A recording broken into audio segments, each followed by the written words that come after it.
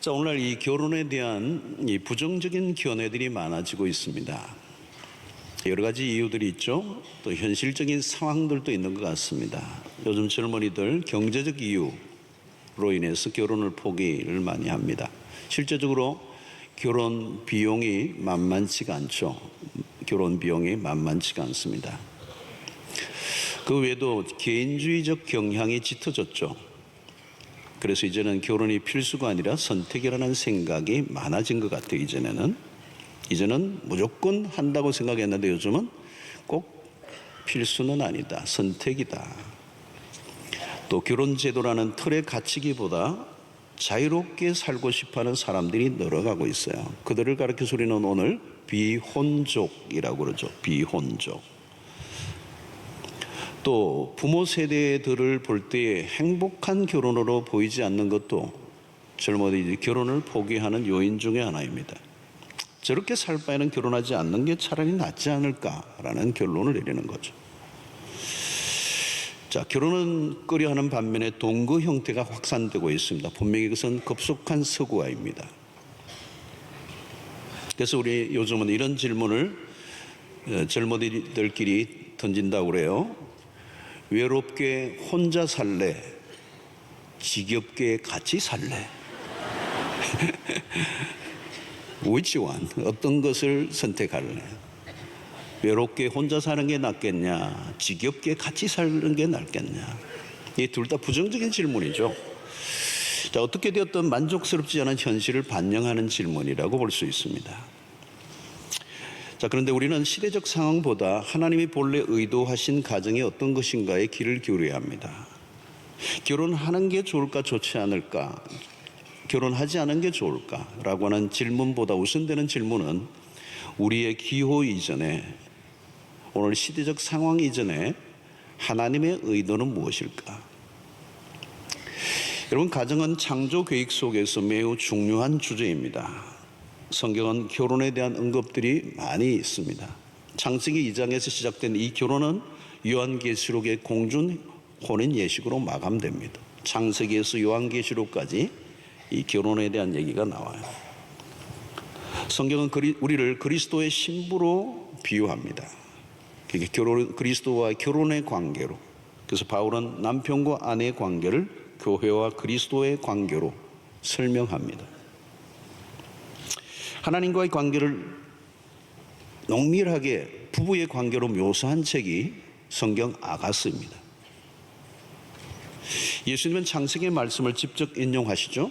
마태복음 19장 4절로 6절에 보면 예수께서 대답하여 이르시되 사람을 지으신 이가 본래 그들을 남자와 여자로 지으시고 말씀하시기를 그러므로 사람이 그 부모를 떠나서 아내에게 합하여 그 둘이 한 몸이 될지니라 하신 것을 읽지 못하였느냐. 그런즉 이제 둘이 아니요 한 몸이니 그러므로 하나님이 짝지어 주신 것을 사람이 나누지 못할지니라 하시니. 바울 역시 본문 24절을 에베소서 5장 31절에 똑같이 인용합니다.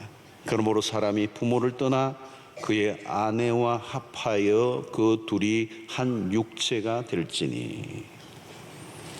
자, 한 남자가 부모를 떠나 한 여자와 합하여 한 육체가 되게 함으로 새로운 가족 단위를 이루게 하셨습니다. 자, 여기서 우리는 하나님이 가정에 대한 중요한 원리를 제공하고 있다는 것을 발견하게 되죠. 여기 핵심적인 것은 뭡니까? 사람이 그 부모를 떠나 그리고 그 아내와 합하여. 자, 부부가 한 몸이 되려고 하면 선행되는 게 뭡니까? 떠남이 있어야 한다는 거예요. 누구로부터? 부모로부터 떠나야 한다는 거예요. 자, 결혼은 특별히 남자가 부모로부터 떠남으로 시작됩니다. 떠나지 않으면 아내와 한 몸을 이룰 수 없다는 것입니다. 자, 이 부분은 한국 사회에서 매우 뜨거운 감자입니다. 우리의 문화에서 결혼은 여자가 부모를 떠난다는 의미가 더 강합니다. 그런데 성경은 남자가 부모를 떠나야 한다고 얘기합니다. 그러니까 가정을 이루는 일에 여자 쪽보다 남자 쪽의 책임이 더 강조되고 있는 거죠. 자, 여기서 떠남이란 고립이 아니라 독립의 의미를 의미하는 겁니다. 그리고 공간적 의미보다 정신적 독립을 의미합니다. 많은 사람들이 결혼 이후에도 부모로부터 독립되지 않고 모든 면에서 깊이 연결되어 있습니다. 특별히 동양의 문화, 우리 한국의 문화는 더 그렇죠.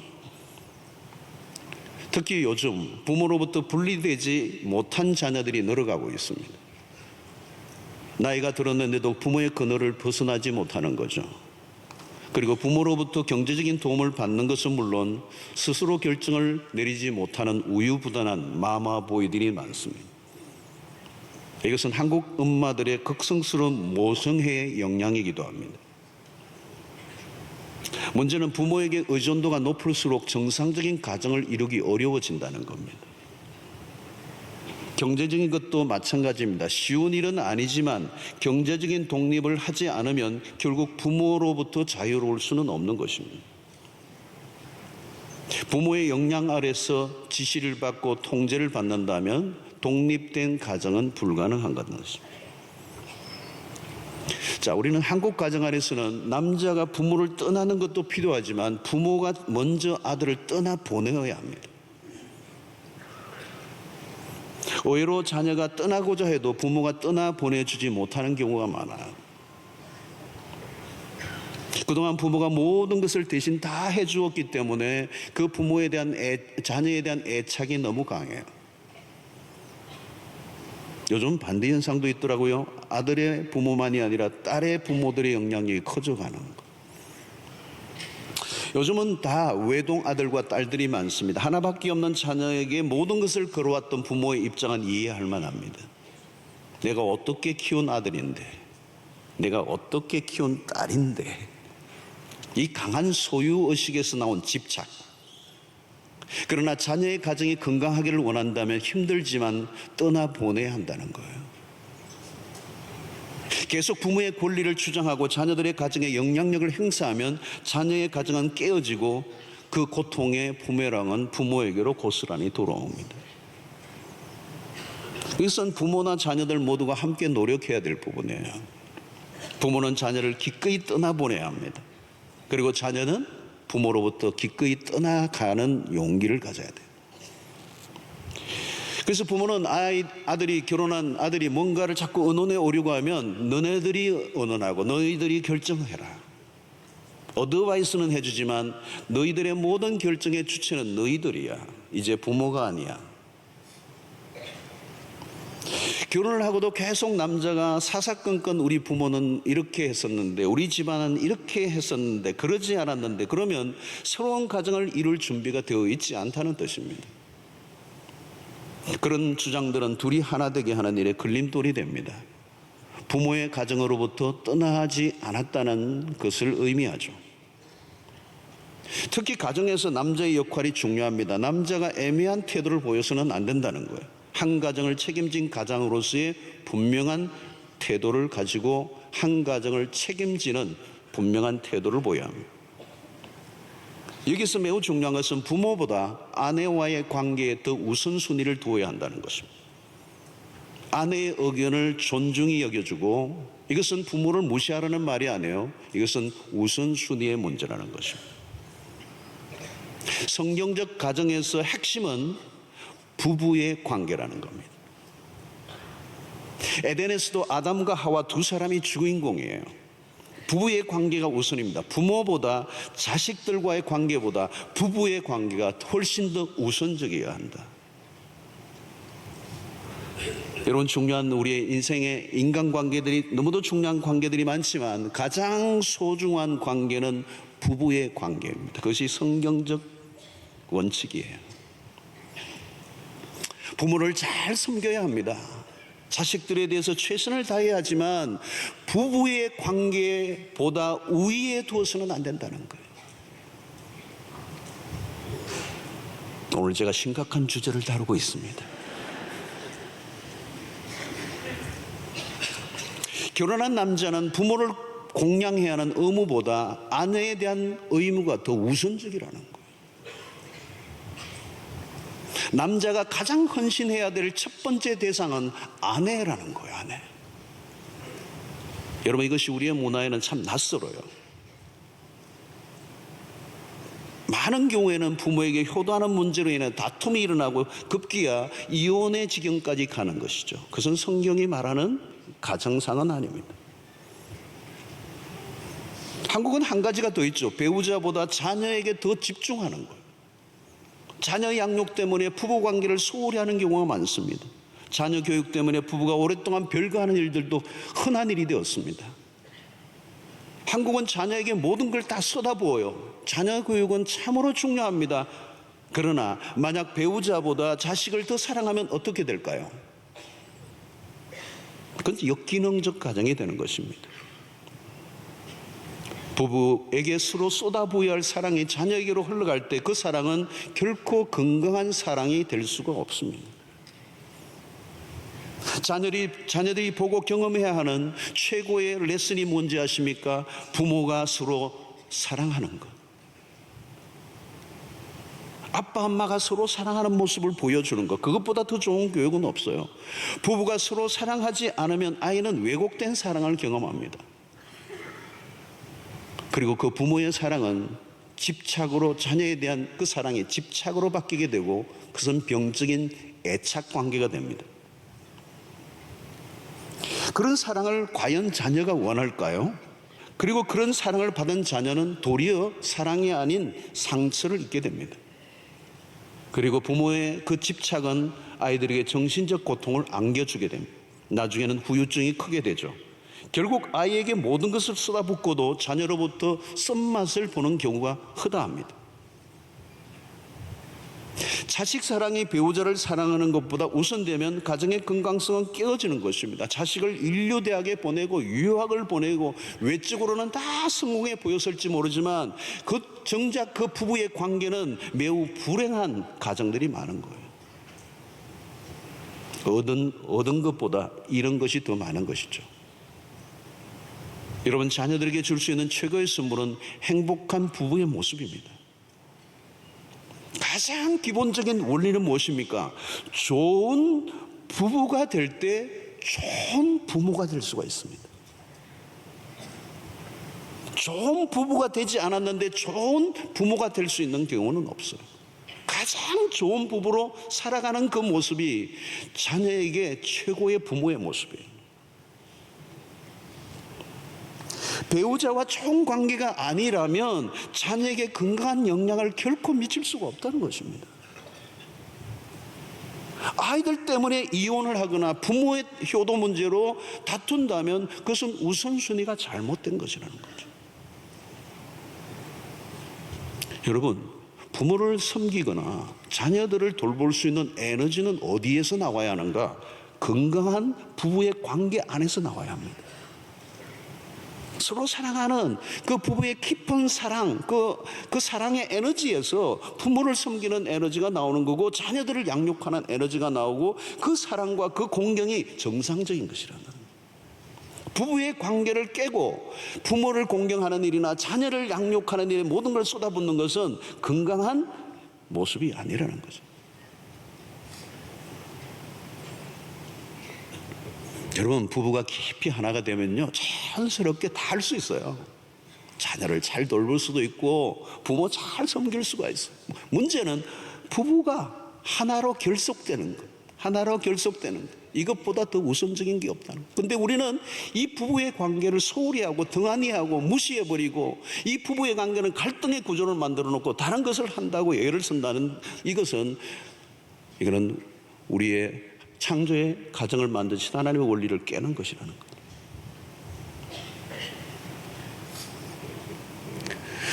자, 여러분, 오늘 여기 보면 그와 남자가 부모를 떠나 그의 아내와 합하여 둘이 한 몸을 이룰지어다.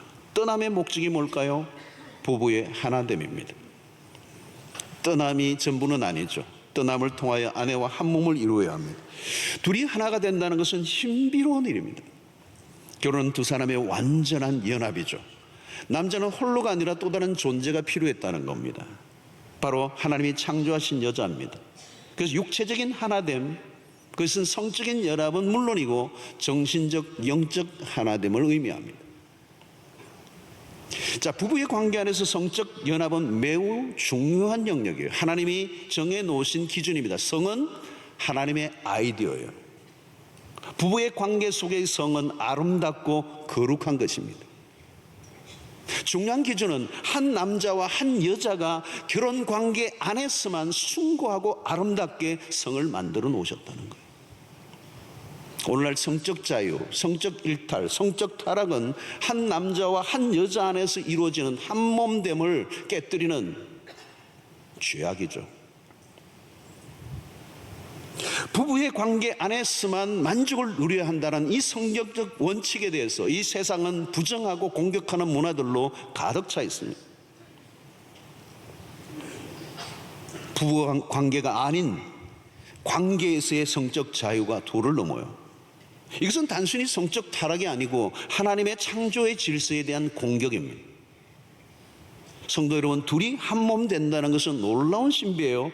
이 한 몸의 개념에서 우리가 붙들어야 하는 것은 나누어질 수 없는 운명 공동체로 하나님 묶으셨다는 것. 부부가 된 이후부터는 하나됨을 지켜야 합니다. 성경은 한쪽의 음행 위에는 어떤 것도 나누어지는 명분이 될 수 없다고 못을 박습니다. 그것은 부부관계를 지키려고 하시는 하나님의 강력한 의도가 담겨 있는 거죠. 하나를 지켜간다는 것은 매우 명예스러운 일입니다. 한 몸의 개념이 강조되는 것은 기계처럼 떼었다 붙였다 할 수 있는 것이 아니라는 것입니다. 자, 그러면 이 한 몸의 개념에서 강조하는 것은 뭘까요? 이 한 몸을 이룰지어다. 둘이 한 몸을 이룬다라고 하는 이 한 몸은 친밀감을 강조합니다. 오늘 25절의 말씀이죠. 아담과 그의 아내 두 사람이 벌거벗었으나 부끄러워하지 아니하니라. 여러분, 창세기에 나오는 이 첫 번째 이 모습은 정말 아름다운 모습이에요. 아름다운 모습. 아주 기가 막힌 한 폭의 그림을 우리에게 보여줘요. 그런데 이 25절의 말씀 매우 중요한 부분입니다. 이 부분은 3장으로 넘어가서 다시 다뤄야 될 매우 중요한 주제가 여기에 나와요. 벌거벗었으나 부끄러워하지 않았다는 것은 완전한 결합 상태를 말합니다. 이보다 더 가까워질 수 없는 관계. 서로 간에 어떤 걸림이나 장벽도 없습니다. 친밀함의 상태예요. 신비로운 관계입니다. 수치는 언제 생긴 겁니까? 죄를 짓고 난 다음부터 찾아온 감정이에요. 성도 여러분, 이 부부의 관계 안에 친밀함은 매우 중요한 영역입니다. 친밀함이 곧 사랑은 아니지만 친밀감이 없으면 온전한 사랑이라고 하기 어렵습니다. 친밀함은 행복한 감정에서 필수적인 것입니다. 친밀감이 깊어질 때 인간은 하나됨을 경험합니다. 친밀해지면 경계선이 없어집니다. 너와 나라는 개념을 넘어서서 우리라는 이 한 몸의 개념이 찾아오는 것이죠. 남자와 여자의 관계 안에서 온전한 연합으로 경험하는 이 친밀감을 대체할 수 있는 것은 이 세상에 아무것도 없습니다.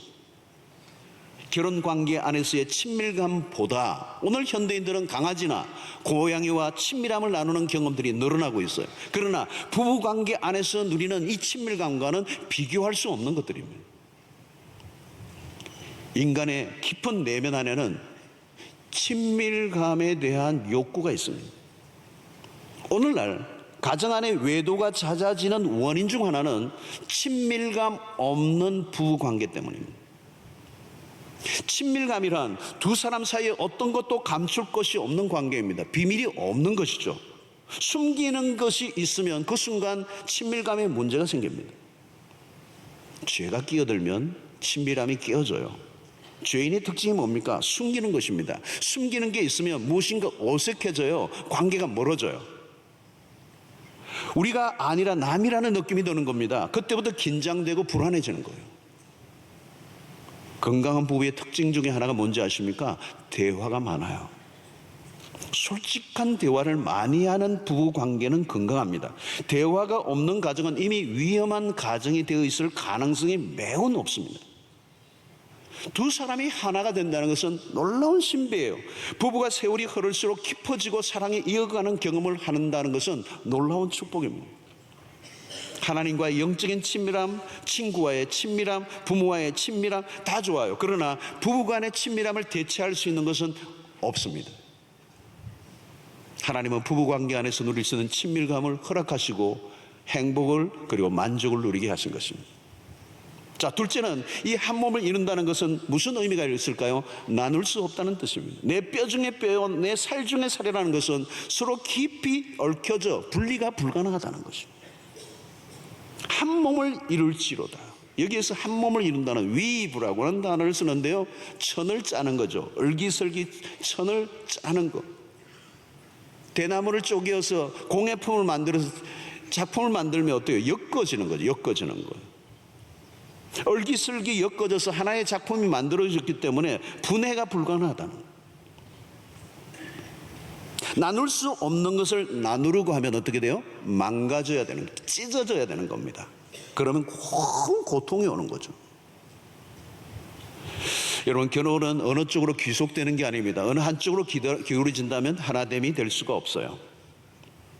여러분, 성경이 말씀하는 하나됨은 언약의 관계 안에서 하나됨을 강조합니다. 인간끼리의 의기투합이 아닌 하나님의 개입하심으로 이루어지는 가정입니다. 그래서 마태복음 19장 6절에 주님이 이런 말씀하시죠. 그런즉 이제 둘이 아니요 한 몸이니 그러므로 하나님이 짝지어 주신 것을 사람이 나누지 못할지니라 하시니. 결혼식 할 때마다 우리 주례하는 목사님들이 항상 하는, 서약할 때 하는 얘기예요. 한 몸이라는 것, 하나님이 짝지어 주셨다는 것. 물론 두 사람만의 힘만으로 되는 거 아닙니다. 주님의 도우심이 있어야 돼요. 둘만 열심히 사랑한다고 될까요? 안 해요. 주님보다 더 사랑하는 게 있으면 안 돼요. 부부, 가정, 그게 우상이 되면 안 되죠. 주님을 사랑하는 부부, 그러면 그 주님께서 그 부부의 관계를 온전하게 유지시켜 주시는 놀라운 일들이 일어나요. 해답은 영적인 성숙입니다. 여러분, 신앙생활과 가정생활은 분리되어 있지 않습니다. 신앙생활은 교회에서 이렇게 하는데 집에서는 전혀 다르게 행동한다. 그건 불가능한 겁니다. 신앙생활과 가정생활은 똑같아야 합니다. 영적으로 성숙해 갈수록 부부관계는 깊어집니다. 신앙이 부부의 관계에서 꽃을 피워야 합니다. 여러분, 십자가의 원리가 가정의 중심에 놓여야 되죠. 내가 죽고 상대를 살리는 일이 부부의 관계 안에서 일어나야 한다는 거예요. 나의 행복이 아니라 상대의 행복을 위해 살면 행복은 저절로 오는 것입니다. 그러므로 이기심을 죽여야 돼요. 이기심을 끊는 명약은 뭡니까? 십자가입니다. 나 중심이 아니라 상대방 중심으로 돌아가면 부부관계는 문제가 없습니다. 나보다 상대를 더 낮게 여기고 배려하고 희생하면 다툴 일이 없어요. 자기 주장을 내려놓고 상대의 이야기에 귀를 기울여주기 시작해 보십시오. 여러분, 십자가로 사는 것이 무슨 선교지에서만 일어나는 것이 아니라 가정 안에서 경험해야 합니다. 자기 것만 챙기고 자기 좋은 것만 추구하고 상대를 배려할 줄 모르면 그 충돌은 벌어질 수밖에 없는 것이죠. 남편이 외식하러 나가자 그러면 자기 좋은 거 먹으러 가면 보신탕, 뭐 그렇게 외식이에요? 상대를 위해서 해야죠. 왜 상처를 주는 것이고 왜 전쟁이 벌어집니까? 이기적인 거예요. 이기적인 모습 때문에. 사실 여러분, 집안일을 할 때도 남자가 할 일이 따로 있고 여자가 할 일이 따로 있나요? 잘못하면 제가 남자분들한테 혼날 것 가능성이 있는데, 제가 호주에서 20년을 살다 보니까 그러더라고요. 아, 이렇게 사는 거지. 어떻게 여자들만 죽도록 모든 걸. 집안에서도 마찬가지. 시간이 있으면 도울 수 있으면 돕는 거고, 할 수 있는 일이 따로 정해져 있는 것이 아니라 상황에 따라 책임이 달라질 수도 있는 거예요. 얼마든지 도울 수도 있고 남편과 아내의 역할이 얼마든지 달라질 수도 있고 바뀌어질 수도 있고 상황에 따라 내가 할 수 있는 시간이 있으면 하고. 근데 우리는 경계선을 다 끊었어요. 자기만을 생각하고 이기적인 행동을 하면 마음은 금방 식어버립니다. 망가진 가정을 보십시오. 틀림없이 그곳에는 이기심이 득실거릴 겁니다. 항상 자기 자신만을 생각하고 행동합니다. 항상 당신이 나에게 해준 게 뭐 있어? 그러면 답이 없는 가정이에요. 내가 당신을 위해서 해준 게 별로 없는 것 같아, 미안해. 이런 마음을 들면 그 가정은 사는 거. 여러분, 오직 십자가만이 답입니다. 십자가 필요한 곳이 부부의 관계요, 깨어진 가정이라도 늦지 않습니다. 십자가로 돌아가면 그 가정 얼마든지 회복될 수 있습니다. 십자가는 쾌쾌 묵은 낡은 교리가 아니라 오늘 또 깨어지고 상처로 얼룩진 가정을 세우고도 남는 능력이 십자가에 있습니다. 여러분, 죄가 하나됨을 깨뜨린다면 십자가는 부부를 하나 되게 만듭니다. 그리스도 안에서 온전히 하나 될 때 주어지는 축복이 얼마나 놀라운 것인지요. 여러분, 창세기를 살펴보면서 할 일이 무엇인가 하면 오늘의 상황과 세태를 따라다니기보다 하나님이 창조하신 원형을 확인하고 하나님이 본래 만드시고자 했던 가정이 무엇인가를 확인하고 그 가정으로 회복되는 일이에요. 여러분, 우리는 하나님이 만드신 것보다 더 나은 것을 만들어낼 능력이 없습니다. 하나님이 만드신 가정의 제도를 무시하고 행복과 기쁨을 얻을 수 있는 곳이 이 지상에 존재하고 있는가? 없다는 거예요. 여러분, 부부관계가 아닌데 다른 데서 행복을 찾을 재간이 없습니다. 우리는 성경을 보면 타락 이후에도 결혼은 저주가 아니라 축복으로 이어져요. 여러분, 인간이 죄를 지음으로 저주가 찾아오고 모든 게 우리의 땀을 흘려 수고하고 돈을 버는 것에서부터 얼마나 많은 저주가 이 땅에 가득했습니까? 그럼에도 불구하고 하나님은 이 결혼이라고 하는 제조는 보호를 하셨어요. 우리에게, 인간에게 축복으로 남겨두셨다는 것. 전도서 9장 9절을 보십시오. 내 헛된 평생의 모든 날. 전도서의 주제 아닙니까, 여러분? 헛된 평생의 날이라는 거, 이 세상에 어떤 걸 하든 다 헛된 거죠. 그래서 하나님이 해 아래에서 내게 주신 모든 헛된 날에 하나가 있어요. 하나가. 내가 사랑하는 아내와 함께 즐겁게 살지어다. 그것이 내가 평생에 해 아래서 수고하고 얻은 너가 누릴 몫이라는 거, 몫이라는 거. 여러분, 전도서는 허무가 가득한 책입니다. 먹고 즐기는 거, 이 세상의 모든 우리가 성취하는 것들이 다 허무하다고 얘기합니다. 그런데 그런 허무와 절망 속에서도 남아있는 게 하나 있는데, 아내와 함께 즐겁게 사는 것이다. 성도 여러분, 오늘 시대가 참으로 힘든 시대예요. 모든 게 휘청거리고요, 고장난 기계처럼 미래가 밝아 보이지 않습니다. 요즘 저는 미세먼지를 쫙 읽어보면서 이게 뭐 대기 오염 문제가 아니고 이 시대의 모습 같아요. 뿌해요. 아무것도 보이지가 않아, 이 시대가. 사람들은 지쳐있고 답은 없고 피곤한 일상을 살아가고 즐겁고 행복한 게 없는 세상. 그 가운데서도 한 남자와 한 여자의 결혼만이 정상적이라는 이 성경적 진리에 세상은 시비를 걸고 있어요.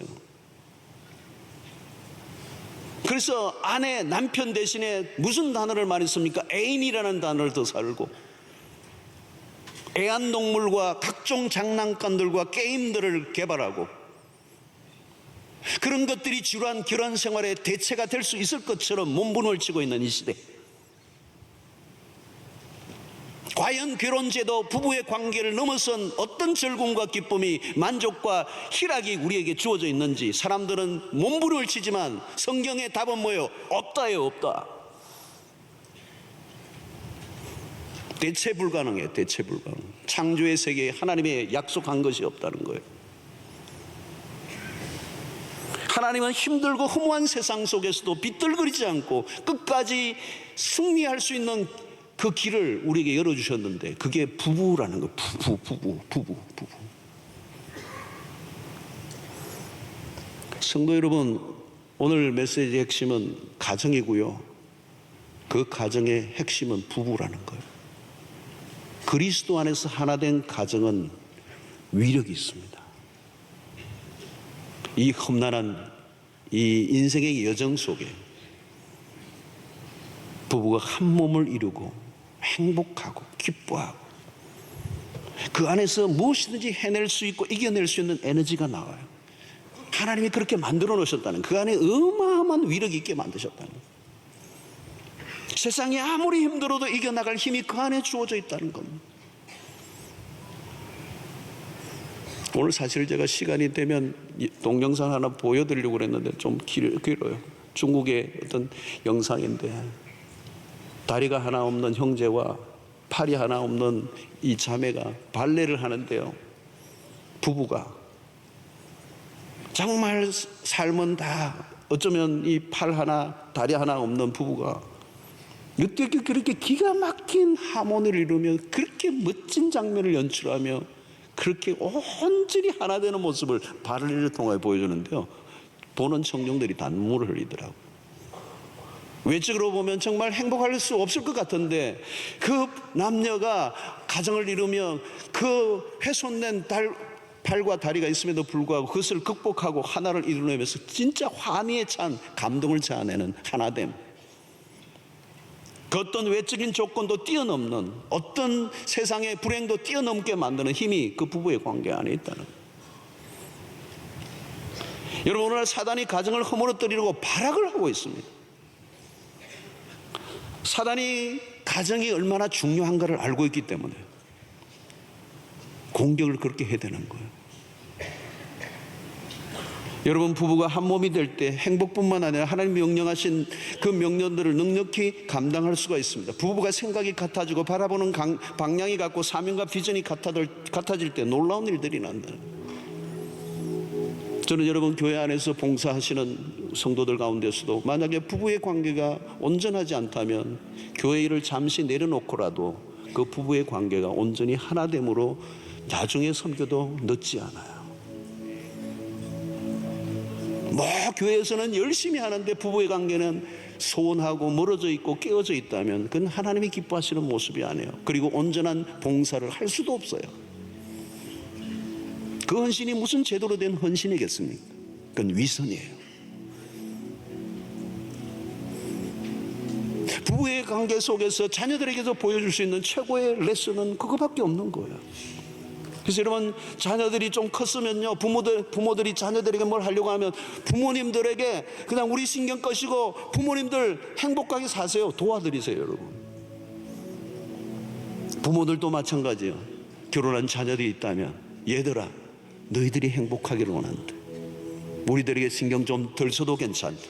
우리는 이겨낼 테니까 너희들이 행복하기를 원한다. 힘을 실어주세요. 그리고 그들이 진정으로 행복해지면 다시 우리에게 화답하는 역사가 일어날 거라는 말이죠. 오늘 여러분, 결혼을 하고 자녀를 낳는 일은 하나님이 생육하고 번성하라고 하는 하나님의 명령에 대한 수행입니다. 그리고 이 땅을 다스리라고 하는 그 명령을 누가 해요? 한 몸 된 부부가 하는 것입니다. 홀로가 아니에요. 사회와 국가, 교회를 견고하게 세워가는 일에 건강한 부부의 역할만큼 중요한 것은 없습니다. 건강한 교회와 사회를 위해 건강한 가정의 기여가 절대적으로 필요해요. 그런데 지금 이것이 온 세상에 흔들리고 있습니다.